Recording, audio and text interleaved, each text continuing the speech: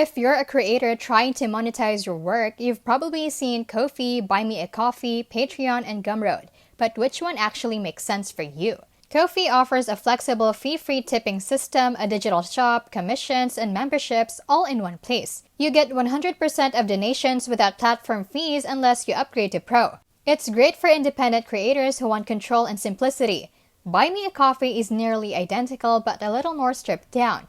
It supports memberships and one-time donations, but it takes a 5% fee. It's clean and easy to use, but not as feature-rich as Ko-fi. Patreon is best for structured, recurring income with tiered rewards. It's great if you're building a tight-knit community, but it charges platform fees between 5 to 12% and locks key features behind higher plans. Gumroad, on the other hand, is built for selling digital products. It's perfect for creators with ebooks, art, or software, but not ideal for tipping or memberships.